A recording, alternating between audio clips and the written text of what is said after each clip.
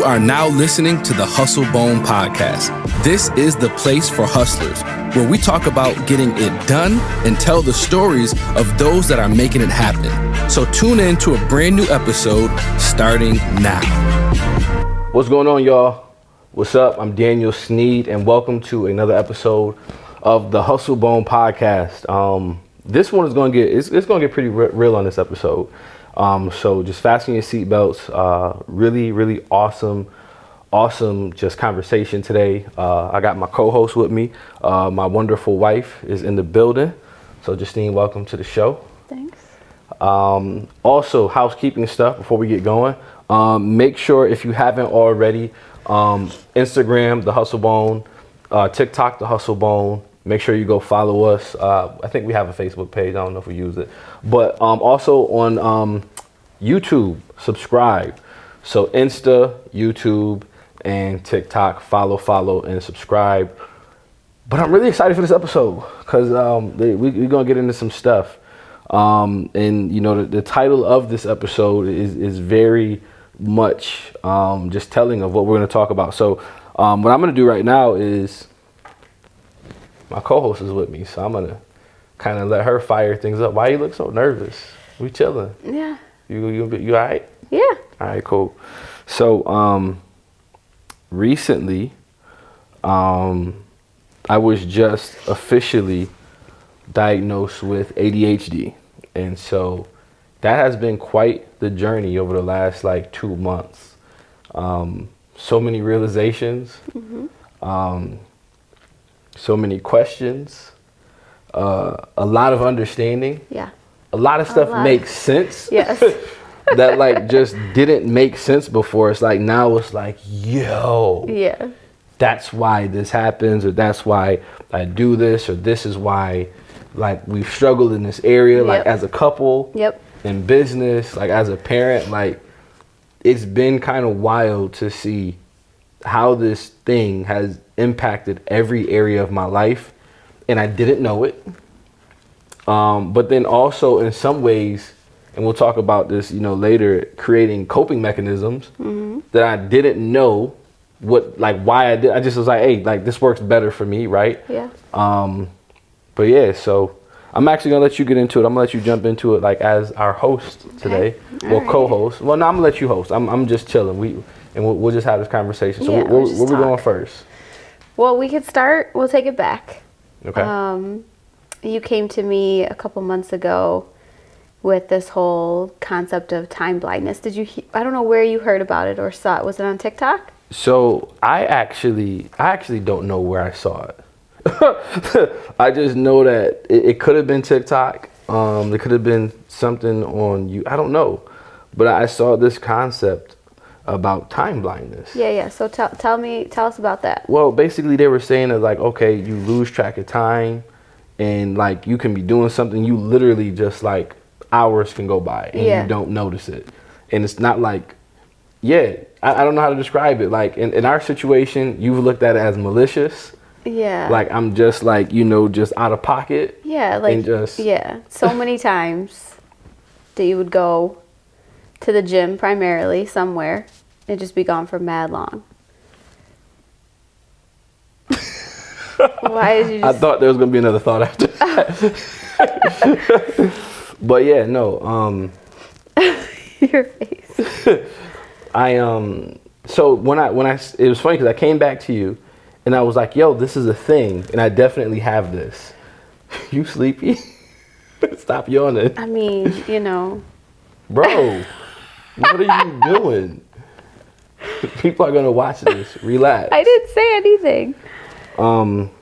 So that's kind of where everything kind of got started, is just having that realization. And then I just started to kind of look and see, okay, well, where does this come from? You know, and I think actually I saw something else that was time blindness is a symptom of ADHD. So I'm yo, I wonder, just being curious and just trying to understand some stuff. And then we also had a conversation a few months ago with our pastors, remember? Yeah. We were sitting on their couch talking about other stuff. Yeah. And it was at the very end of the conversation. Kind of just threw it in there. Yeah. It just I don't even remember how it came up.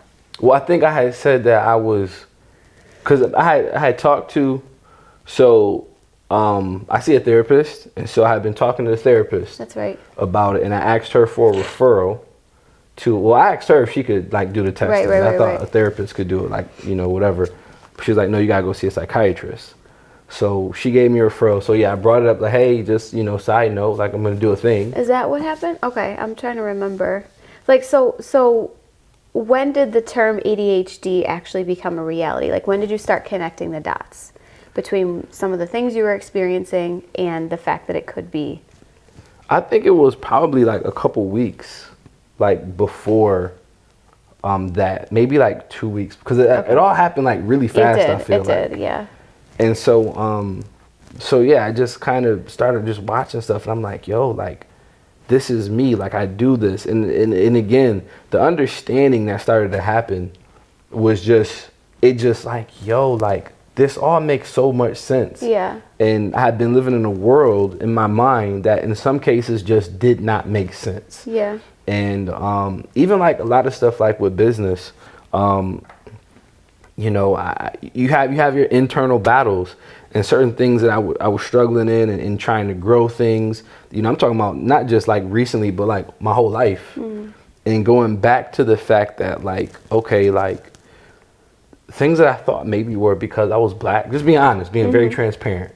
It's like, nah, like this because your brain works this way. Yeah. You know what I'm saying? Or it's a combination of both, or it's, it's just like to start to like, yo, just dive into that and just really it was a lot. Yeah. But yeah, so we mentioned it to them, and then so our pastor's wife, she neurodivergent, and she started to talk about her experience, and what's interesting is I feel like I've always like had a connection with her. Sure. Like we're very similar, and so when she said that, I was like, yo. Yeah. It was just kind of almost scary, like how much sense. I remember that meeting, and the meeting, the one that we had after, where we talked about it a lot, and everything she said was like, that's like you to a T. Right. It's almost scary. Yeah. It's almost scary, but. And I'll be honest, when we first started having conversations about ADHD and the potential of you having it, I mean, I had a lot of preconceived notions about ADHD, right? That a lot of people, it's got a stigma, or you think it's just, when you think of ADHD, you think of kids who are hyperactive and have to be on medicine. But the more that we've kind of gone through the discovery process together, and you've been sending me like tons of videos and things to watch and the articles and stuff, I cannot get over how it's a real thing.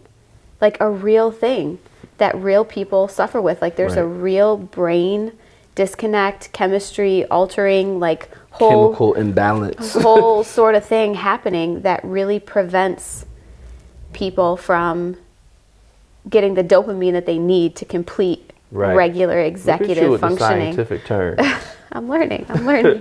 So talk to us a little bit about the feelings and the emotions that came with like your discovery process, because there were so many times where you would come home and you'd like tell me, like, Justine, I had a moment today, and you'd replay a scenario that happened in your childhood, or something that you would have been doing for years that you thought was just you, and now you're realizing that it's possibly related to, that. So talk about the feelings and the emotions that come with that. So I mean, even going back to what you said about like just even understanding like what it is.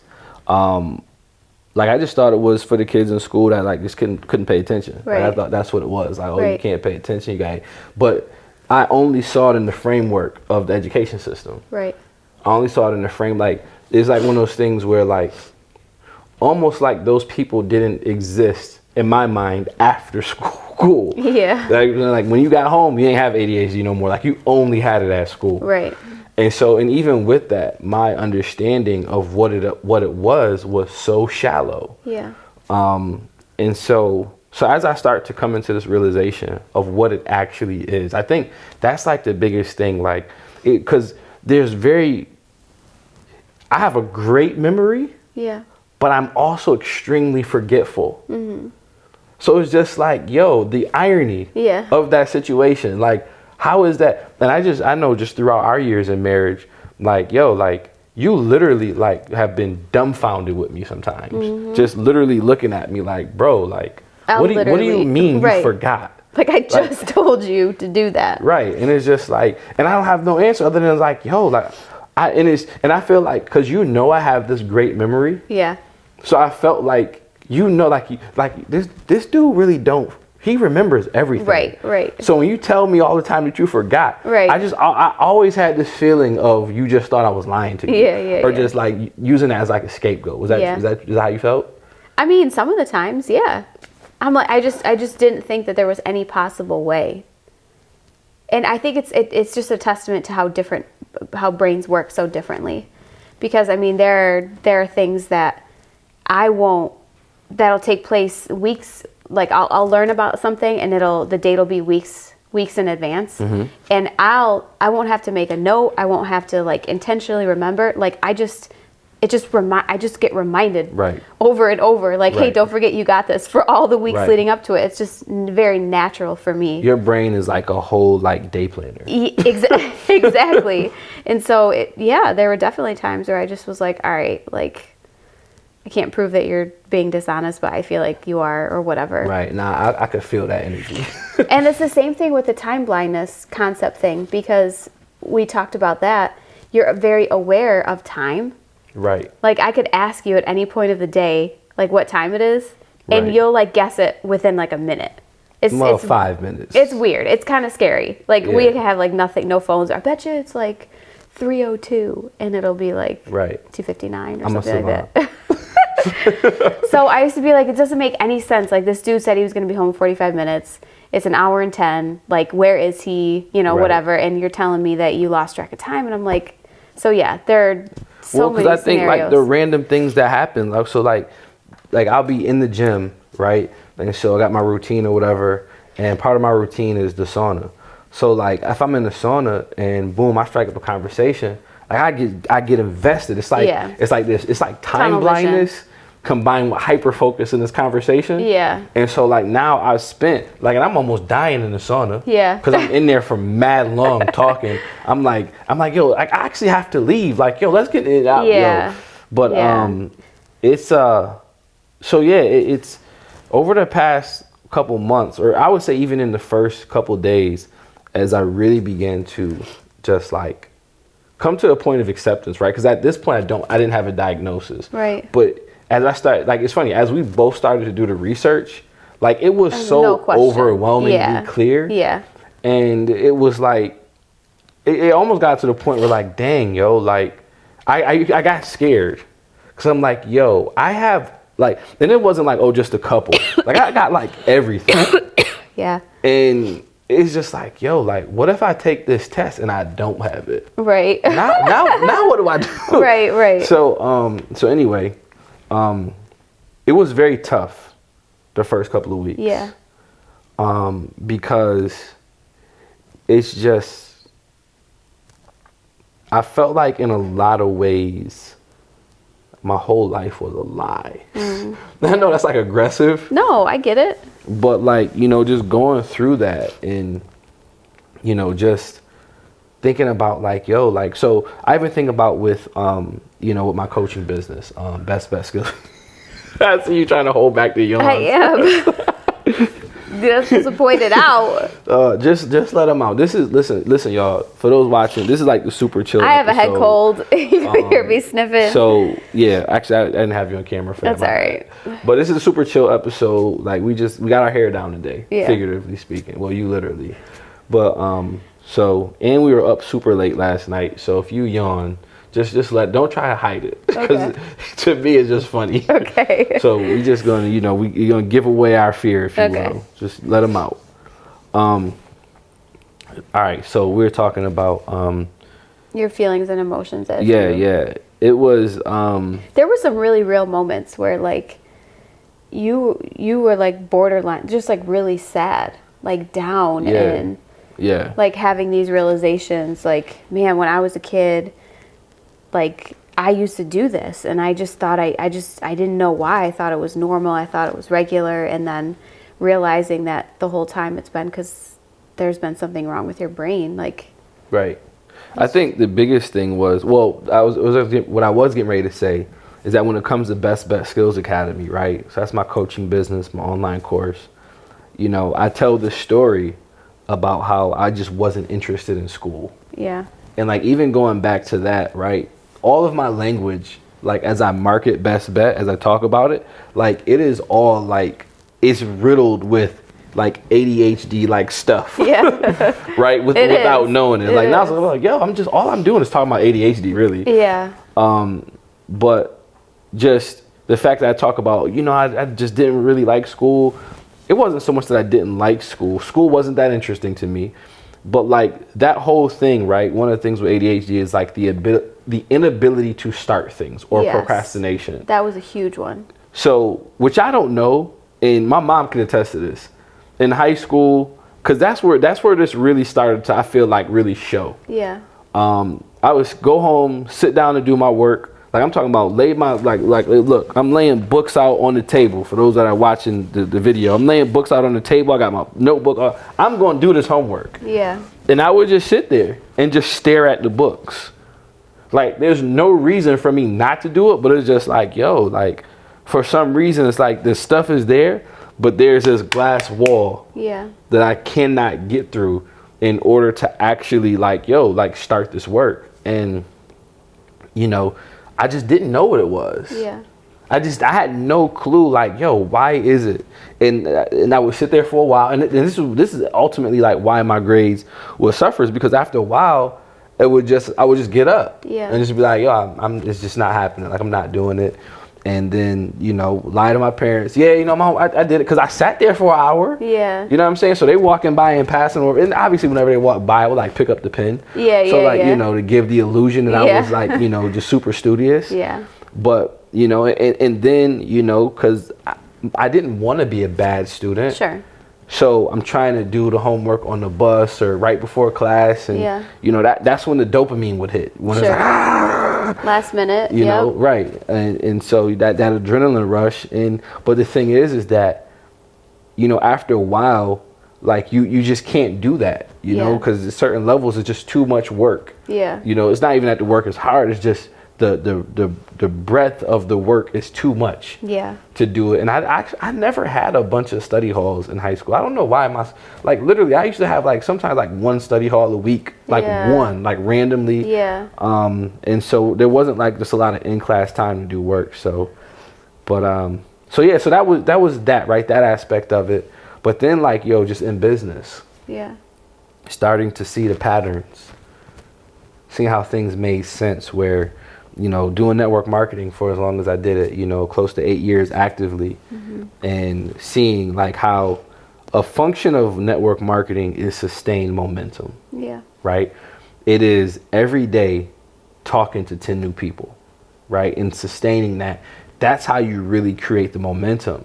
And so, you know, I would have phases and seasons of momentum, yeah, but I never sustain momentum, because the reality of it is I would go like actual like working. I would go Yeah. really hard for like week or 2 week spurts, yeah, and then like really hard, like yo, Yeah. all in, all out. But then like for like 3 weeks, I kind of just be like, I can't like talk to nobody. Yeah. I can't, you know. And I'll be showing up to meetings, but just the energy about it, Yeah. the actual like every day, because the thing about that industry is you have to be putting new stuff in the funnel every day, yeah, every single day. And so, yeah, just looking back, seeing that. I'll never forget one of the first couple times we sat down to work together. I used to get so mad at you because you would like do work for like 10 or 15 minutes, and then you'd be like trolling on your phone on some kind of social media, whatever, and then you'd maybe go back and you'd work for a few minutes, and then you'd get distracted by something else, and I used to be like, yo, and you'd be like, Justine, this is just how I work. This is how I work. This is what I got to do. I got to take breaks. And now we learn that like that's actually like a coping mechanism. Right. I was like low key doing the People who Pomodoro have- method and didn't even know it. Yeah. It's like taking planned breaks. It was just like Right. just the only way that you could. And doing a bunch of stuff at one time. Like Yeah. just doing this, doing that. Like even like right now, like I was sitting here, like got stuff going on this phone, which I'm trying not to look at it because Yeah. obviously we're making a podcast. But yeah, so the discovery it was rough. It hurt because I feel like in a lot of ways, and I think what hurt the most is I begin to see very clearly the way you guys had suffered because of not knowing and not being aware, not understanding, and seeing like, wow, like even like, you know, so with jobs, you know, I'm a good worker. Like the quality of my work is really good. Like if I'm on, I'm bringing the goods.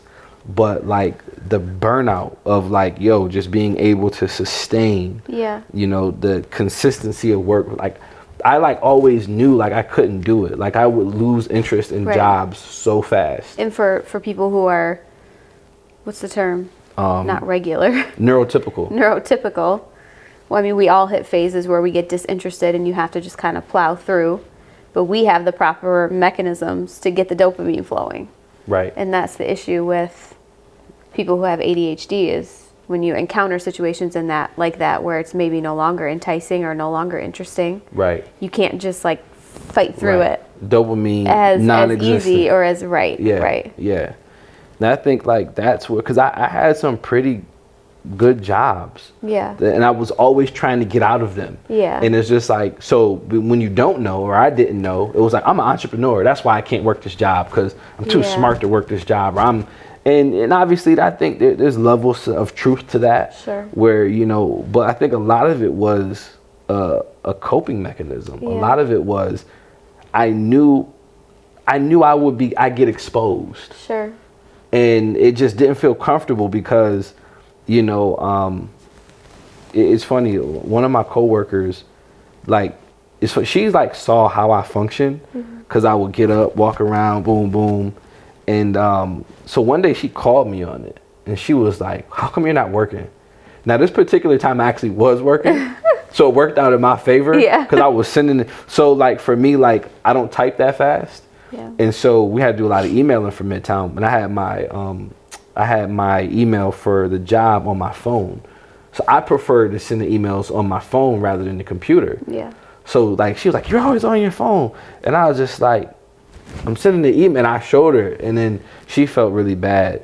But I kind of felt bad too, because like in a lot of cases, like if she had asked me, she'd have been right. Yeah. But it was just how, I don't know, I was trying to like stay afloat. Like I was trying to survive. Like I was not thriving in those environments. And so, but I didn't know what was going on. Like I didn't know. It was just like, this is happening because I don't like working or regular jobs or whatever. Yeah. So it's just going back and just seeing all of the different things, all the different opportunities I've turned down because, and you know this about me, time and interest are my core values. Yeah. So having the time to be where I want to be and do what I want to do, and like interest. Yeah. Like those are my core values. And it's funny because even, you know, as I talk to different people or whatever, and I've talked to people and I've even had haters, if you will, just be like, you know, Dan, like feel like you should be here or there or whatever based on your skill set. But to me, it's not always about the bottom line dollar. Yeah.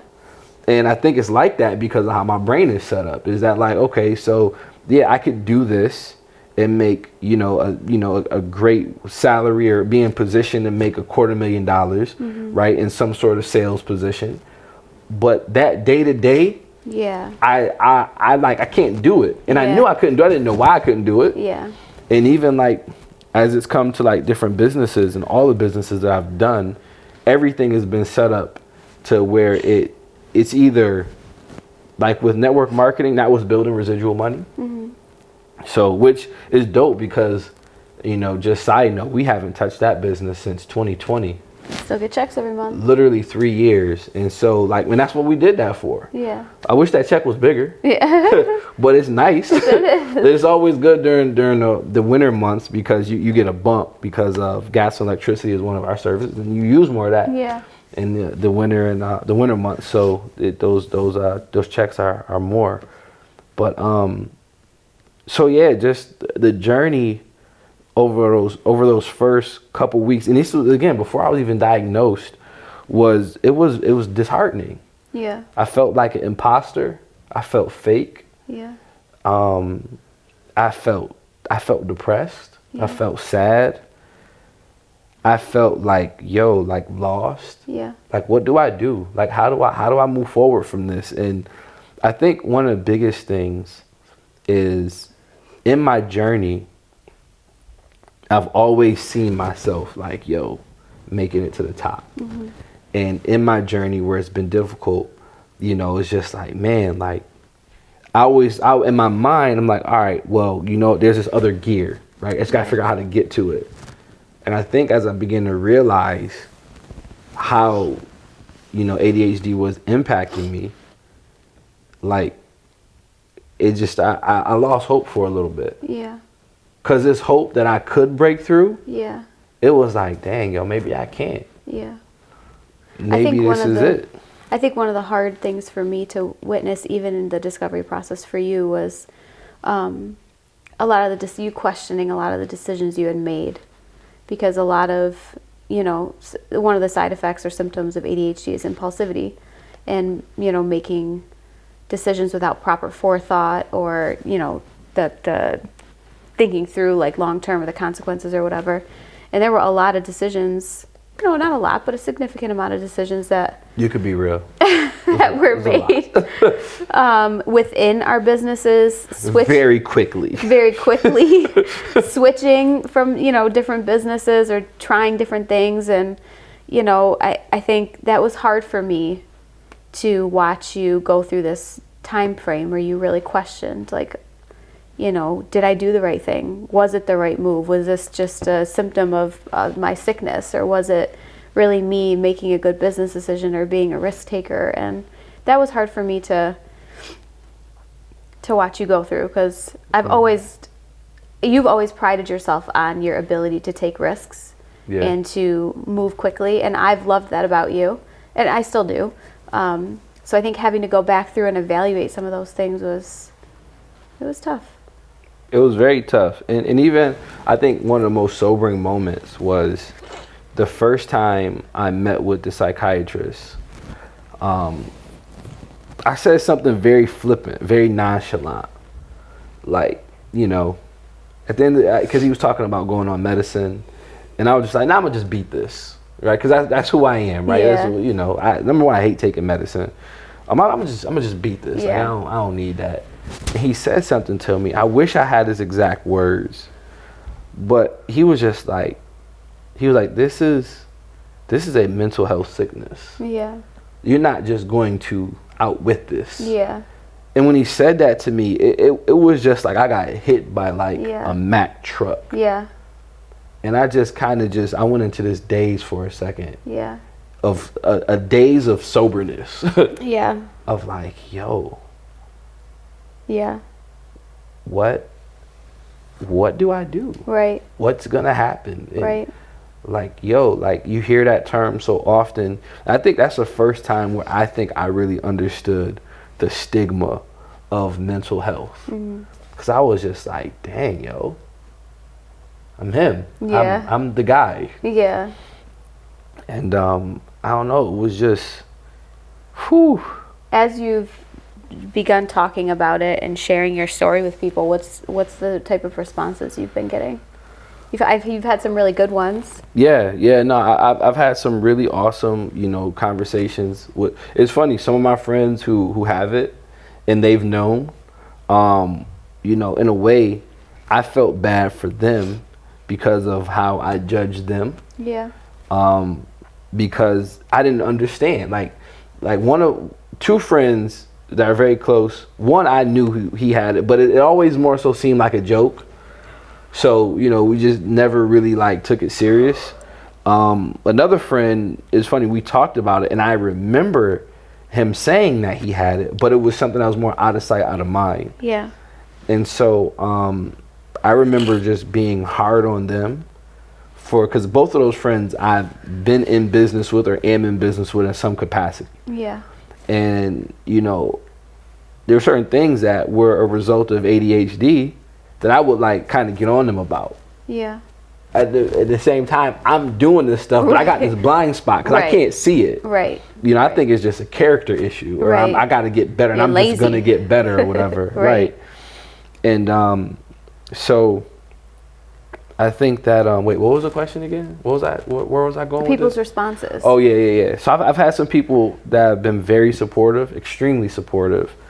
I think the toughest response, as I've shared it with people, is the ones that are just like, oh, everybody got that. Yeah. You know, and very dismissive, very just like, yo, like, you know, I probably got it. And it's just like, well, if you do, you should probably get it checked out, because you probably are like, yo, living way beneath your ability, or functioning beneath your means. Yeah. If you really, so you should probably get it looked at. Yeah. But it's been hard, because I think for me, the biggest thing for me is not so much that, oh, my life is so hard, you know, or it's going to be so hard because I have this. I think for me is I've paid a lot into the ADHD tax. Yeah. Right? And it's funny because, you know, our pastor's wife, she's the first person that mentioned that to me. And I was like, I was like, explain this tax. Yeah. And she's like, oh, yeah, well, you know, it's the late fees because you forget stuff. It is the opportunities you miss because you procrastinated. And when she started to say it, like I literally in my mind, like, yo, I started to see the stuff. Yeah. Like I was like, oh, that, that, oh, that, and that. Yeah. Definitely that. And so it was just like, yo, like it was the living unaware. Yeah. And, you know, even though I had made some subconscious coping mechanisms I didn't know were coping mechanisms. Yeah. That was cool. But I just would think, like, man, like, how much better could I have been if I knew? It's actually caused me to have, like, even more grace and feelings of just empathy for kids who have ADHD. Because a lot of times, some of the things that I've read have said that, for, like, stereotypically, you think, you know, kids with ADHD are the ones that are really hyperactive and they can't focus, right? And so they go on this medication to kind of like calm them down. And the hyperactivity part of it, a lot of people who are undiagnosed, or even, you know, diagnosed, that's one of the aspects that you can grow out of as you get older. Yeah. In the typical way that you see it in a kid. Like you might not be jumping off the walls and like over talking people in social settings and stuff like that. So some of those coping skills you kind of develop on your own as you go. But man, if you had the tools, I think about that. Like if you had known from an earlier age, you know, that you had this missing piece or these, you know, whatever in your brain, how could you have better trained yourself or created these coping skills, or, you know, to help you navigate life better? And how much less opportunities you would have missed. And right, because I would have been like really intentional and like prepared. hey, exactly, like, okay, so Daniel, you know you have shiny object syndrome, this is how you deal with it. And it's funny because even like shiny object syndrome, like sometimes I'm better when I'm doing multiple things at a time. Like, you have to vouch for me on this one. I know. I already know what you're going to say. No one's going to believe this. I already know what you're going to say. Listen, I'm looking straight into this camera. You guys are not going to believe this. I told my parents this, and they looked at me like... It's really real. My son-in-law is not doing that while he drives. Nah, it's real. All right, I drive better distracted. I actually drive better on my cell phone. Like, it's documented. It's documented that if I'm on my phone, I am a much better driver than when I'm not on my phone. I think it's because you know you're distracted, and so you're more attentive. It's like crazy. It's weird because you're 100%. I've saved you from so many accidents. When I'm not distracted. When you're not, and I'll be like, get on your phone. Just, I'm gonna need you to pull TikTok up and just stroll while you drive, please, because it's true. It's like when you're distracted, it's like you're not supposed to be doing it. And so it forces you to like pay extra attention to your surroundings. But when you're just driving, like often Be like, babe, it's a red light. Babe, there's a car stopped. I be in La La Land. Yeah. I get to driving, and then like, yo, if I'm not on my phone, like, yo, I'll get to my thoughts. Don't be on your phone while you drive. And then, guys. Like, yeah, nah, we're not encouraging that. Like, that's not the move at all. But it just makes sense. It's like, in a weird way, it's like, yo, I get it. Like, it makes sense why. Literally, yo, running red lights when I'm not on the phone. Like, you, and it's funny because it's just the times that it's happened where literally you look at me and you're expecting that you dial in and pay attention, and you expect for me to have, and like you just see it, and you're like, but you don't have your. I'm like, I know. Yeah. But when I be on that phone, I be good to go with Gucci. Like, I can like really, like, you know, so weird, do what I got to do. So, it's and that's been a whole journey for us. Like, now that we have, you know, more awareness, right? Mm-hmm. And you could talk about this too, that just the awareness of what's happening. Mm-hmm. How has that helped you? So it's the awareness has been like definitely a game changer, right? It hasn't solved everything. Like, it's not the answer. Right. Like, I'm still trying to figure stuff out. You know, the medicine option is on the table. I have not taken that yet. Yeah. But it's something that I'm not against, because at this point in the game for me, like with a new business, with a family, like I'm the sole breadwinner right now. Stuff has to, like, I have to figure stuff out very quickly. Yeah. So the one thing that to me it was just really cool was when you were coming back from your trip. Yeah. So that was, because it was like, it was literally like, okay, so this is how this is gonna work. So I can go on these cleaning binges, right? Yeah. So I knew that you wanted the house clean when you got home, and I wanted to do that for you, right? So I'm like, boom. So I get into a little hyper focus, and I get like cleaning the bathroom, that stuff is relatively easy for me or whatever. The kitchen is not. Yeah. The kitchen, it's not my strong suit. It's not my thing. And most people would be like, so what? Right. Get over it and go clean the kitchen. Nah, that's a fact. And and even me, like, prior to this revelation, I would tell myself the same thing and then beat myself up. Yeah. Because, like, yo, like, I didn't do whatever. Yeah. So the rest of the house was done. Kitchen was a disaster. The girls were reading because they had got home from school. They were doing their reading. Josiah was still napping. And I'm just sitting on the couch.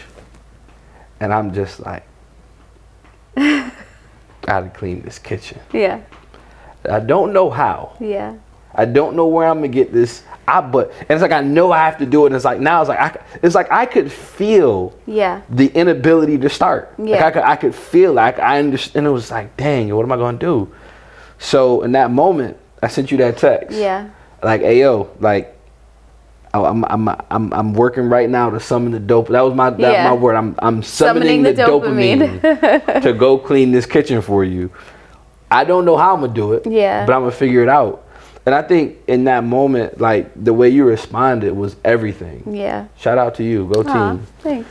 Because you were just super chill, super cool with it, because again, we have been taking the journey together. Yeah. And so you were just like, all right, so I know what he's dealing with. And I just gave it away. Yeah. Like, hey, this is where I'm at. And then the way you responded, number one, with kindness, with love, and just like, all right, so, you said something like, it's going to be amazing, or I'm really excited. I know you can do it. You like just being a cheerleader. Yeah. And which that played into my love language, which is words of affirmation. Yeah. So like now I'm like, all right, cool. Like I felt the dopamine levels rising. Right. I was just like, my meter was going up. And then like I was able to get it done. And that was such a little win. Yeah. But there were so many key parts of it. Yeah. And I think that the thing that I'll go into next is character versus disorder. Yeah. Before you do that really quick though, I just want to mention that I think that's what I've enjoyed about like learning this process and discovering it with you is I think like obviously the answer can't be like, okay, you have ADHD, so you never have to do a household chore again. No, I thought like, that's what we had decided. Nah, that was never. That's not what we're doing? No, that was never a decision. But I never okayed that. I'm not on medicine, and it doesn't interest me. It doesn't matter. You a whole husband with a family and a home. So, but the cool thing about it is that, like, there's an understanding there, like, hey, I'm struggling to start this task. I know I need to get it done. So, like, how can we make intentional effort or coping skill? And in that moment, you just sending the text message. Yeah. Like, hey, I really want to get the dishes done. I'm going to get them done before you get home. I'm just stuck on this couch, right? Like, Right. That just was really cool for me. Because it's like, man, if we keep that same type of energy, I'll have all the grace in the world for you. Because I understand, you know, that you're working through something. But it's the desire behind it to still want to Right. be better, or to want to do the thing, or to want to help. Like, that's what's really meaningful Right. to me. And I think that's all part of, like, creating coping skills. Because, like, once you are aware of ADHD, it doesn't just go away, like you Right. said. Right. You thought it did. No, I didn't think That it one did. day, you was like, nah, you know this now. So I was like, but But that's the difference, is like, now that there's awareness, what can we do? What can we put in place to help you beat it, or to overcome it? Or how can we create systems too? Yeah. So, like, if we got to be somewhere at a certain time, we can't be late every time and just use the excuse, sorry, my husband has ADHD. Like, Right. that's just not going to fly. Right. We have to, like, come up with a system or a process. Right. And it's required us to do some really intentional, and we've just, like, scratched the surface, I Right. feel like. Right. But we've had to be, like, we've had conversations about having to be really intentional. We have to work at it. Right. Like, if we have specific things that have to get done that are harder to do or whatever, Yeah. like, all right, we can't just, like, it can't all fall on me. Like, we have to just work to Right. Right. figure it out. So, like, even like, I was getting ready to say, like, character versus disorder. I think that one of the biggest things that was very freeing for me, and that honestly lifted a huge weight off my shoulders, was understanding that, like, I'm not a bad person. Right. I'm not a lazy person. Right. I'm not a... Which I you thought know, for a bit. I'm not going to lie. Me too. And I low-key struggle with it, you know, and I'm reading the books, the personal development books, and, you know, you got to be better, and 10x, and, okay, work 10 times harder, Yeah. and all of the things, right? And developing skills, right? That's a part of why I'm actually who I am and how I function with the skills that I have. Yeah. Because it's like, again, coping mechanisms. I've had to figure out how to out-function my dysfunction. Yeah. And, but understanding that, like, okay, it's not so much that I have terrible character. Right. It's I have to figure out how to deal with a disorder. Yeah. And I think that has taken a weight off of me, and it's allowed me to be humble. Yeah. You know, it's allowed. I was talking to my mom about this, and I was just like, yo, like, I'm a very proud guy in the sense that, like, yo, like, I'm gifted, I'm talented, I can do a lot really good.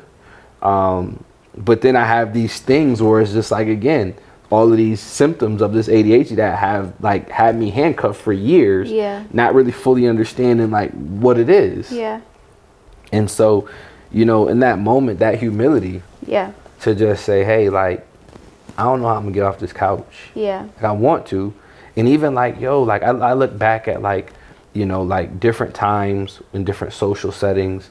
And if anyone from your family listens to this, like, it'll make sense. Like, you know, if I'm not intrinsically intrigued by certain conversations, I have no interest to take part in it. Yeah. It's not that I think you're bad or I think, you know, I'm better. I just, like, and so for me to just sit, you know, in the room and just be chilling, not really talking, like, I'm actually okay. Yeah. You know, my mind is going a million miles a minute. I'm thinking about this or that. I'm trying to solve this problem or answer. How do I do this better? Yeah. But just, like, understanding that, like, yo, like, you know, and it's funny because sometimes when I try to force myself into conversations, if I can feel the awkwardness of it, you know what I'm saying? Yeah. And it's funny because when I'm on, and it's because I think I want to say this, like, it should be like a compliment to your family because I can be off. Yeah. And feel comfortable being off. Yeah. Because when I am like really like boom, like with small talk and with, I'm out and about, when I'm, like living life and I'm alert because I'm networking, I'm always connecting with new people, I'm on. Yeah. I'm on so much because I've felt like I could never afford to be off. Yeah. Because of. Yeah. And it's just like, even that's like the first time I've actually said that. Yeah. It's actually like making sense to me as I'm like talking about it. But like, I'm sensing now and I'm seeing as I get more and more like just understanding, and I'm doing more things to function better. Yeah. And to just fill the holes in the deficits. Yeah.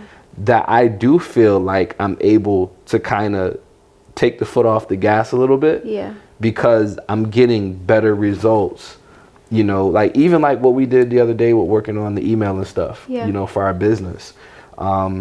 My business should not be run the way I run it in terms of trying to connect with people one-on-one. And, I should be nurturing people, nurturing relationships through email, through sending out emails, explaining what we're doing, through video content, and not trying to be out here. Because number one, there's too much opportunity for me to be trying to like, go through and do this one at a time.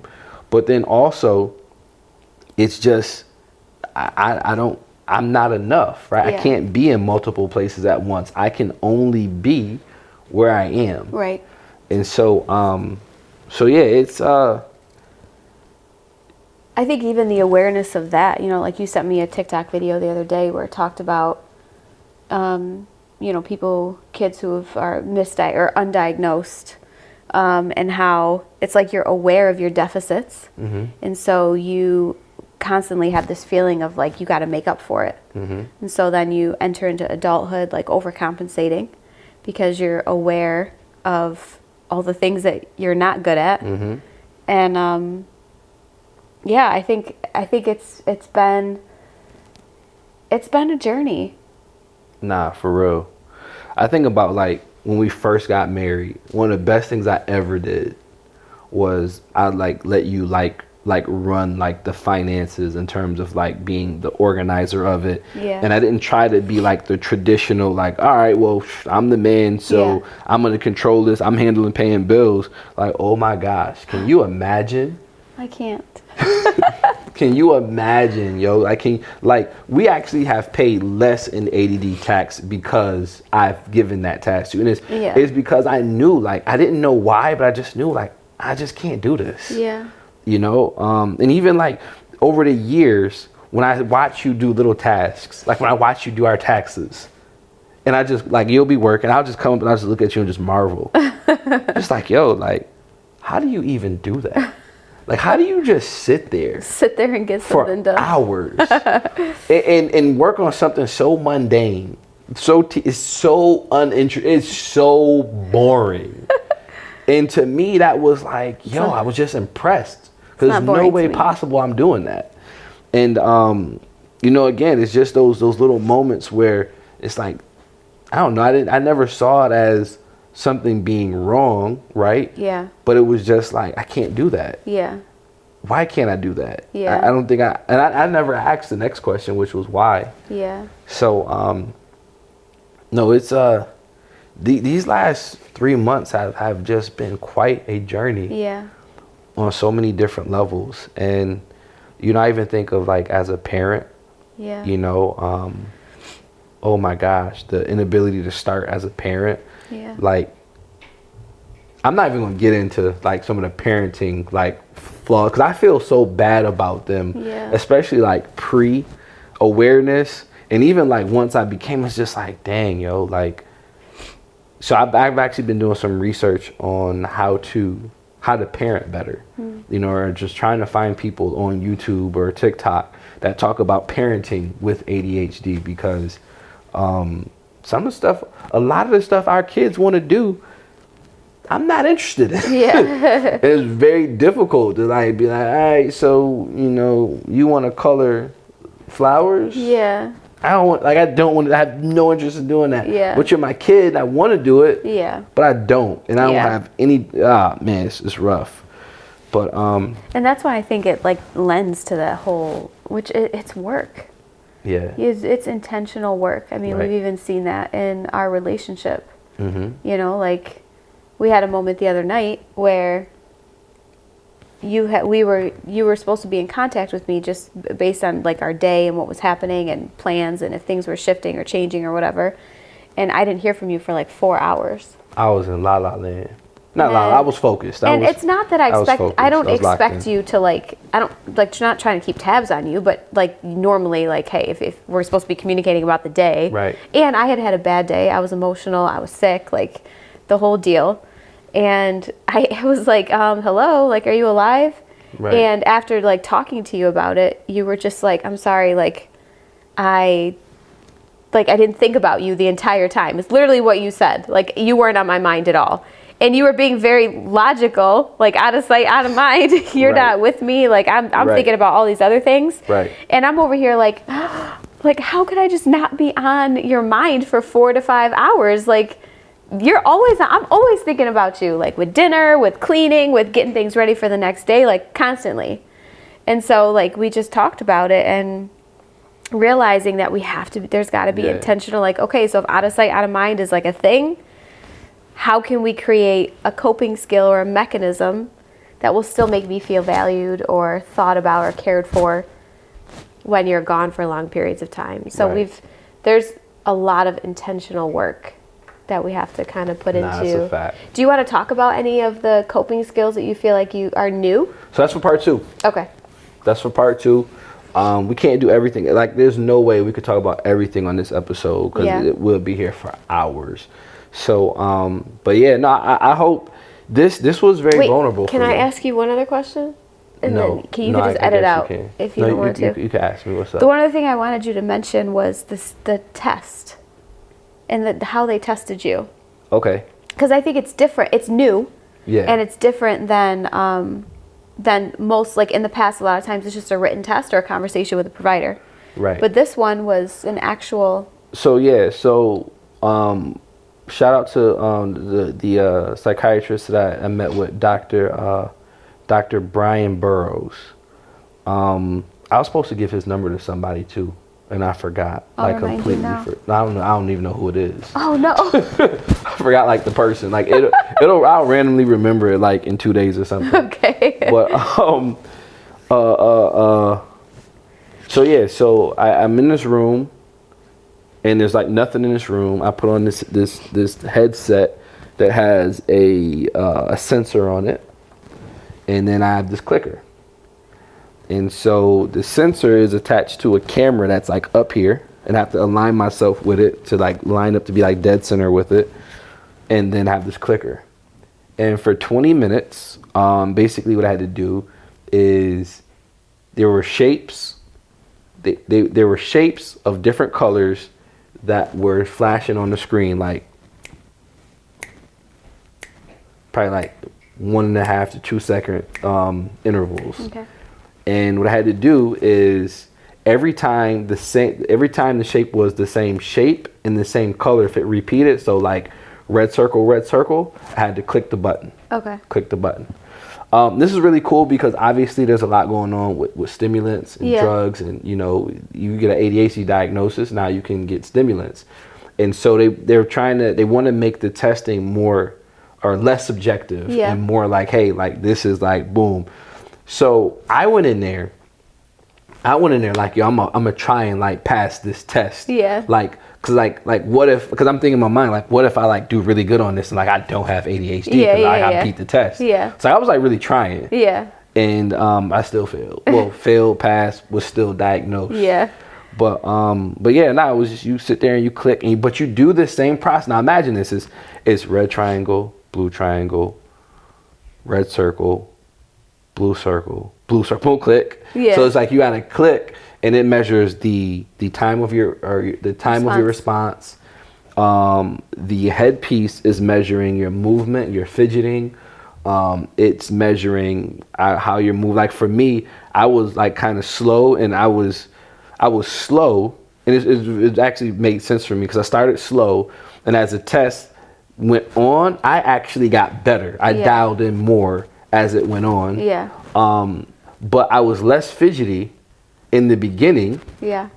and I was more fidgety at the end when I was more accurate. Yeah. So I was like, whatever. So, but nah, it was interesting. And in my mind, I'm like, how is this gonna, like, what's the, and Dr. Burroughs, he was able to explain it and just, share like, okay, this is how this works. And, we went over the results, and ultimately, like, that's when I got the diagnosis. And, and that's where I got the title from. I'm glad actually we went there, because with people with ADHD, what happens a lot of times is because of the procrastination or the inability to start, we actually get dopamine or adrenaline from last minute. Yeah.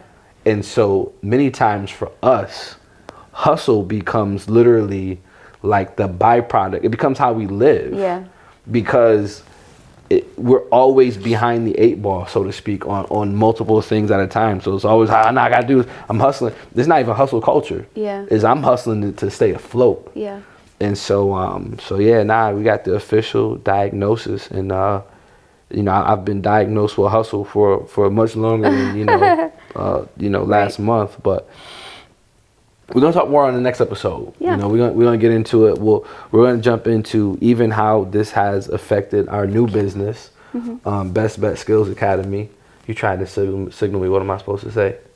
Oh, I left it. Oh, snap! The whole time. I fell asleep. I completely forgot. I was trying to warn you. No. And I just missed it. Just this last piece about the test. All right. Oh no! You should have just said something. Well, I didn't know if it no, was just say something. The camera.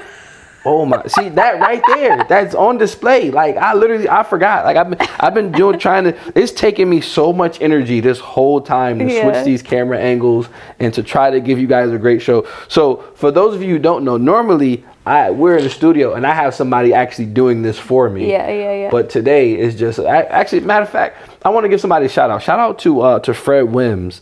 He was doing my camera work and producing for me. Just wanted to serve, just wanted to help me because he believed in just the vision of the Hustle Bone and what we were doing. But he got a phenomenal new position in Atlanta, Georgia, working with a content creator, a business coach, motivational speaker, Neo Davis. And Neo is just blowing up right now. He's got, a successful podcast. He's got, successful businesses with digital products. He's killing the game. And Fred is doing his video work. So shout out to Fred for that. But all right. So this is the end of this episode. Yeah. This is fine. This is the third ending of part 1. But if you guys have been able to rock with this whole episode, it was different. Yeah. Vulnerable.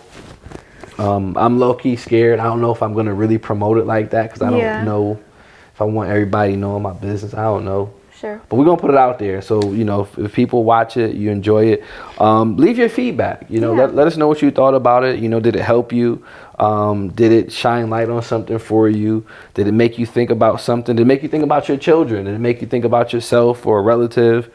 But definitely make sure you guys follow us on TikTok, Instagram, The Hustle Bone, and then subscribe on YouTube so you get all the alerts when the videos come out. Yeah. Thank you to my beautiful wife for always surviving with me through all these years of the undiagnosed struggle. And until next time, guys, we'll see you on the next one. Peace. Thank you for listening to the Hustle Bone podcast. And until next time, we'll see you soon. And don't forget, subscribe.